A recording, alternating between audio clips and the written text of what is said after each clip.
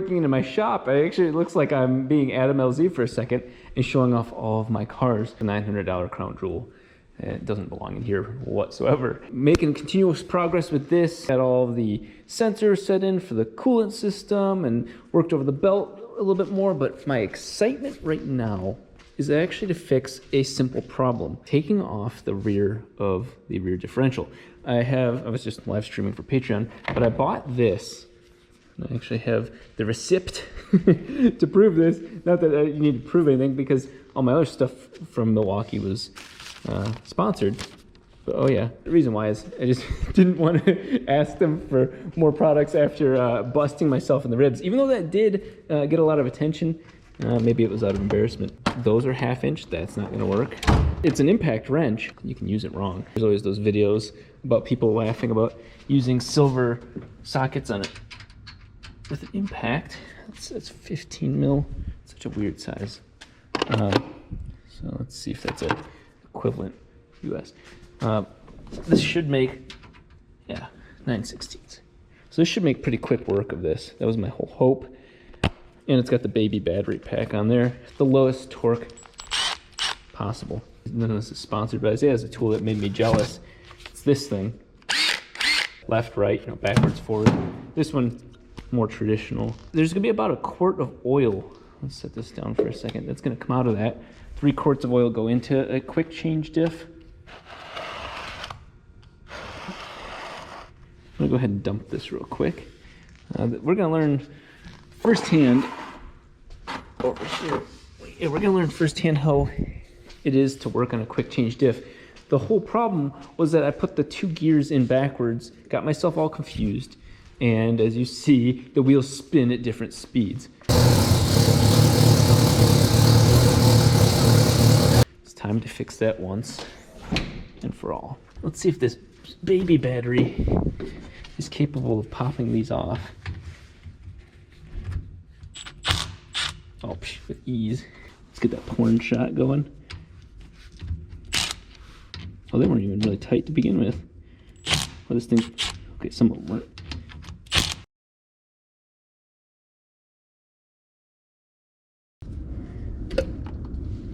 And there we are.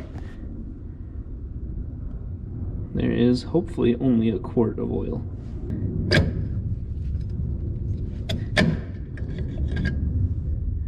That's that simple, guys. All I did is have these 2 gears in reverse.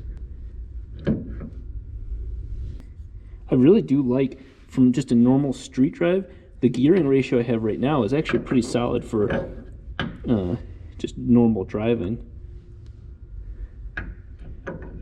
Oh, the teeth. You can see a little bit of a shimmer to them. You can see, because obviously I've been driving the car. Look, there we go. So this is meant to be serviceable, like a lot of drift guys use it, Not trying to baby it. Just put these back on. Oh, it's got its own little baby fill right there. Nice. The only downside to a quick change to me, and this is splitting hairs, is that every time you have gears contacting each other, there's power loss. It's just natural. It's converted into heat. It's the laws of physics, laws of life. So this does use up a little bit more power if we were going for maximum dyno numbers.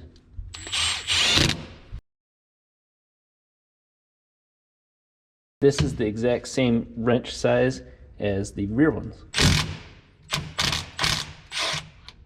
That whole process, filming it, up to this point is 10 minutes, not edited. You guys get the quick version. I know a lot of people in the comments are always like, why a quick change if you don't have a quick change in the front? First of all, they don't make a quick change in the front like that. It just doesn't, it's not a thing. And second of all, it was always my intention just to have kind of a readily available BMW diff, or any diff really, in the front. Neat part is that they have all the gear ratios I would want. The best part about all of this, you guys want to hear the craziest news? That all-wheel drive system is only capable, it's a clutch system that can only handle so much before the clutch starts slipping. That limit of the all-wheel drive system is lower than the now front rear diff of a BMW. A nice slipping safety fail point. Something's gonna give, but if it's a clutch slipping, that's what it is by default. Yeah, you take it, you take it. This was well thought out. This hole's huge, so you're not like sticking it straight in there and being all frustrated. Oh, it really might not be a full to 2/3 of a quart. It just so happens that low and high for me are both useful. High is for top speed stuff. Low is actually, seems like pretty decent street speed. We'll have to see how well the clutch and everything handles this now higher, taller gearing ratio. Right now it's kind of a private solo, me in the car tuning session. You know, no expectations, no people working on it, no nothing. It's just me. My goal today is I already got the EGTs working.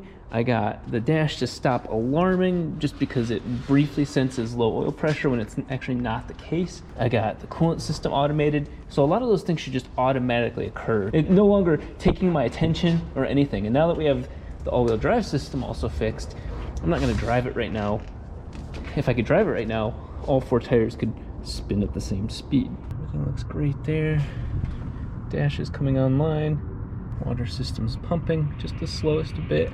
The EGTs, when you see them, they're in Celsius right now. I undid that on accident, but they're actually responding properly. And I also added oil pressure as a number, because that's, I'm not feeling that one.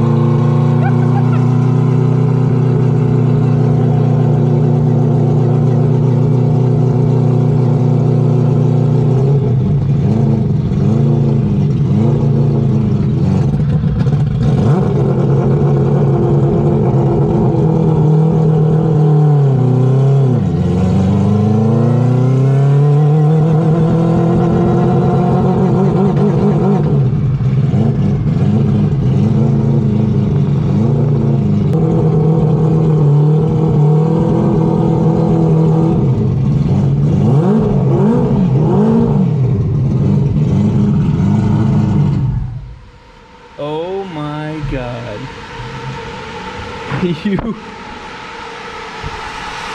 are an animal. It's much taller. The gears, whoa, that's a good sign. The gears are so much taller. So I was feathering the clutch way more. It's a really tall setup. That's gonna do great for high speed, but that's gonna have to change. Oh, working out some of the bugs. I love this system. This system's amazing.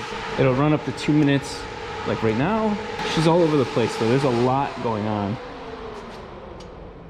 That's so good. What just happened, let's look at the day. It's the 5th?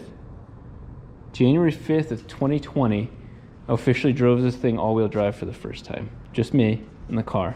There was clinking everywhere. I don't know what the hell some of those noises were. We'll wait till she cools down a little bit and do some compression tests. Oh, that's nice. You can hear it. So right now, where it would have been, you know, full 40 amps, it's at least only at 20 or less. Oops, Bravo's 176. 185 is a bit better. It was doing a really good job at keeping it only that temp, though. I forgot I wanted to do a compression test now. Please, baby, just